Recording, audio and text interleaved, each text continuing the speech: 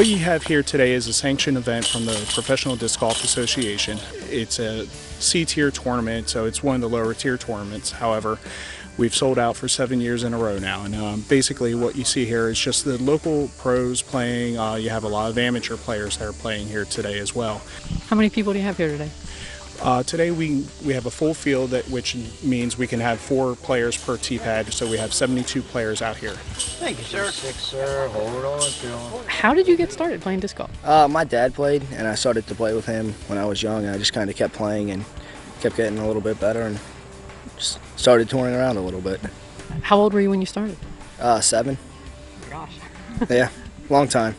So obviously you're kind of hooked on the sport. What is it about it that you like? I like to be able to go all over like the country. I guess I've been to a lot of different states playing and just kind of meet a bunch of different groups of people and just being able to get along with most everyone. Tell me a little bit about the club.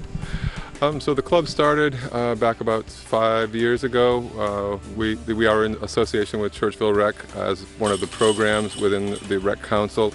So we put this together as about 40 guys that belong to the club, and we're here to promote the sport of disc golf. Disc golf, while it's been around since the early 70s, has grown leaps and bounds over the past couple of years with the growth of the sport. Actually, the Pro Worlds was just recently held in Pittsburgh.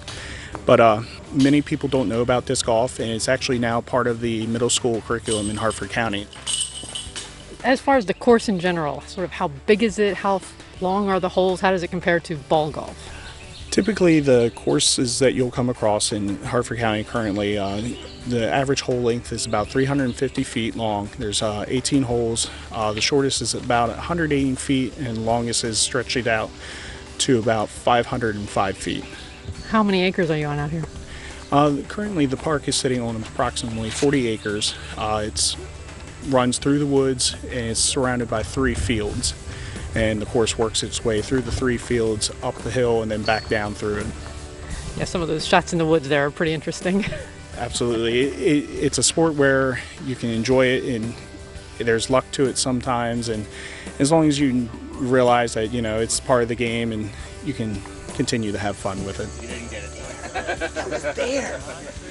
So we have this course and then a smaller course over at Churchville, right? Churchville, 6-hole course for a small, especially just for people to start in, because if you walk out here, it's on 60 plus acres, and some of the holes are over 300 feet, 400 feet. So is a little intimidating. So to throw 150 feet, you know, especially with the little ones and all that, they love it. They just run around and giggle and all that, and so that's what we do. And you're building another course up there? Yeah, we've got a grant from the county to put in a new course, and so we're currently working on that when we can. That sir was smart play. I heard you guys throwing around some different terms out there, a pancake or a tomahawk or something, all just different styles? There's a number of different styles of throwing disc, and it's all the way you've gripped the disc and how you hold it and how you throw it. You can throw it backhand, forehand, whichever is more comfortable for you, and actually depending on the way you throw it, it depends on which way the disc will end up spinning and eventually falling either left or right. Or you can do what some individuals are able to do and roll the disc far distances, or even throw them overhand like a baseball. Okay, he had this wrong, but he did get the final. Disc golf is a year-round sport. We play anytime during the day in Hartford County parks. It's open to the public at all times unless we have an event going on. All it takes to play is just a single disc. You can get more if you wish, if you really want to get into the sport like some of us have. We play in the snow, we play in the rain, we play in the wind. Sometimes in the snow we have to tie ribbons to the disc to ensure that we don't lose the disc in the snow, and we can pull them out like a fishing line.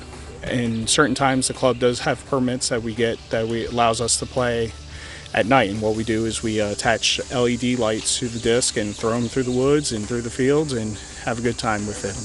And rolling. Roll, baby. I'll take it. Over the last 6 years, we've done a lot of charitable events, raising money for the SPCA, the Arthritis Foundation, and then also the Mason-Dixon Food Bank. We've donated over like 500 pounds of food, and we've also donated over $50,000 for charities. One of my big plans is to get an ADA disc golf course somewhere in the county or somewhere nearby.